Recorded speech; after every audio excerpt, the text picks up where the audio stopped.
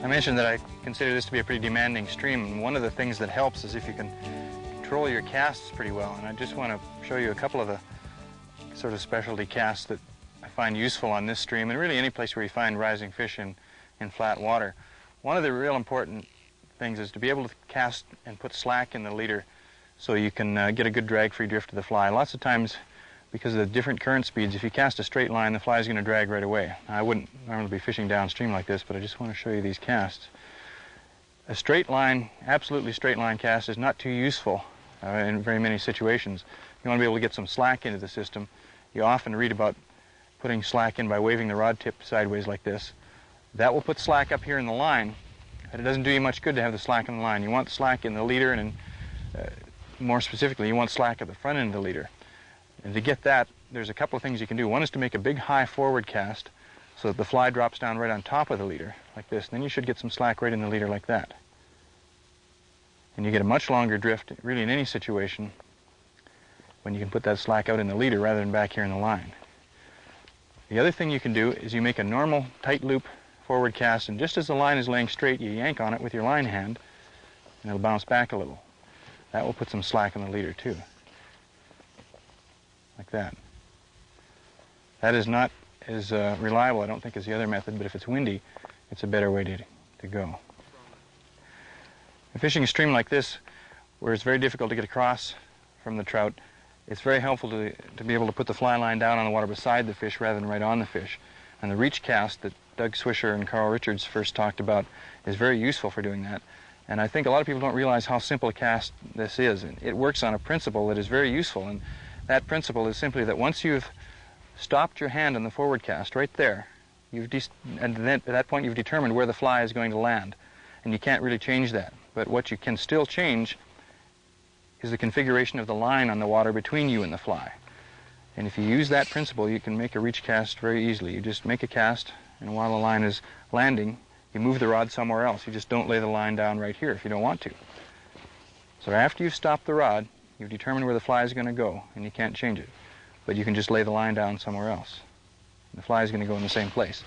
And that will allow you to put the line down beside the fish rather than on top of the fish. It's very simple to do.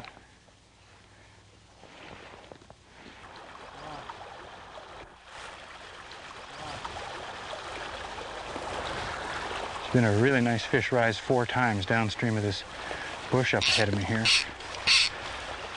And I'd really like to get this guy. This is a typical piece of North Raven water here. A nice bow corner, lots of brush. There we go, got him. Oh! Going back under the brush. Don't do that. Might have to get out here and play goaltender.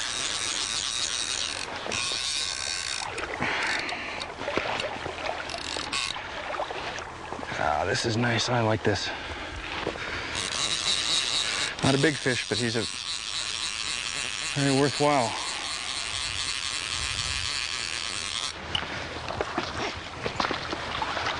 Whoops, whoops.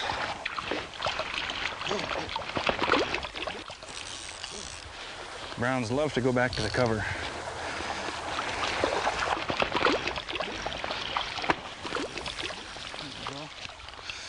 Just about a 12-incher or so. Not as big as I thought when I first saw him rise. But he was in a nice place. Brilliant orange spots on these fish.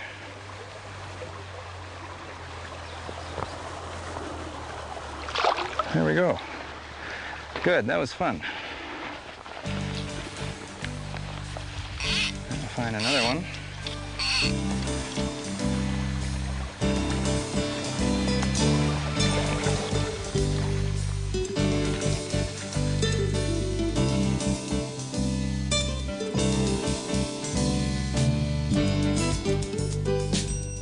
This is the Bow River downstream of the city of Calgary. The Bow has gained its reputation primarily for 2 reasons: for the large average size of fish that it produces, and for the fact that this fishing occurs within a few miles of a city of 500,000 people. What we need to think of the Bow is as a big fish place. In the time I've spent on the river, it has never failed to be a river that produces an exceptional average size of fish. We're getting more very large fish now than we used to be. Back when I was guiding in the late 70s and early 80s, it was very unusual to catch a fish 24 inches or better. These days, we've got a lot of very competent guides working the river who really know what's going on, and there are 24-inch plus fish caught every week. So the biggest skill a fisherman needs to do well on the bow now is to be versatile.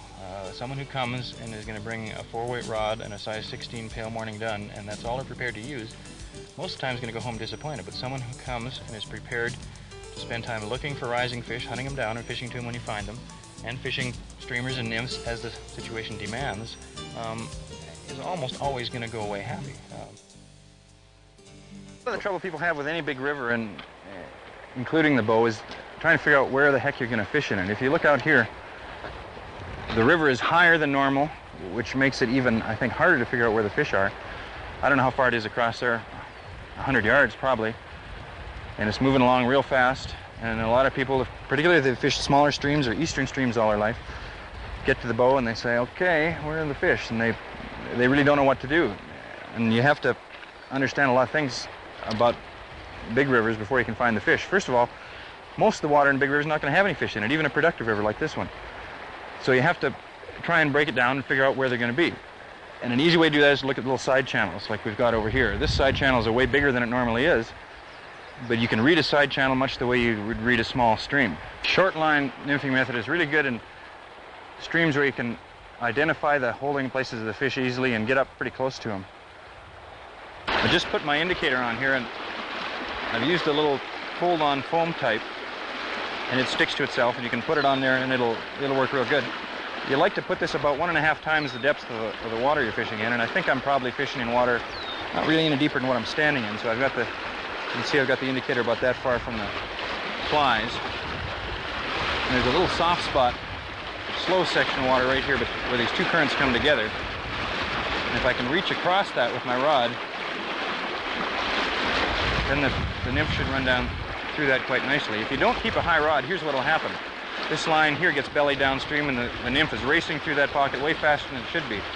So with a short line nymphing, I think most anybody who does it a lot, I think will tell you have to keep the rod real high, like this, keep as little line on the water as possible.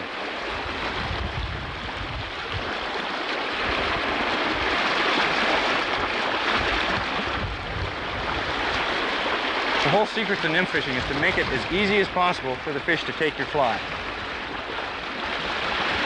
You can catch a lot of fish on nymphs when the fish are actually looking for them, because then they'll move some distance to take them. But if the fish are not really in a feeding mood, you have to put it right in front of them. It's just like if you've just been at a big dinner party.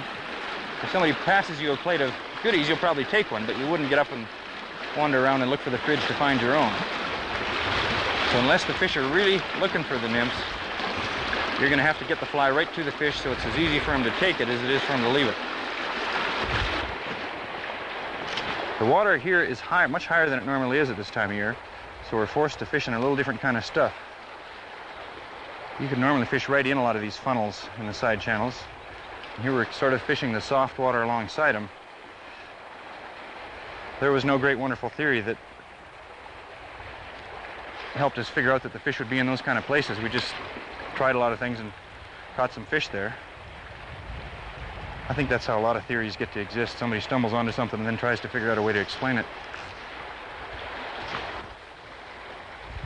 I also do something when I'm nymphing. When the fly gets to the end of a drift like that, and instead of picking it up gently and making a cast, I pick it up with a little bit of a strike too, just in case there happens to be a fish picking the fly up just as I'm about to recast. You get the odd one that way that you're probably not entitled to, but I just figure that balances out with all the times when you do everything right and don't get anything.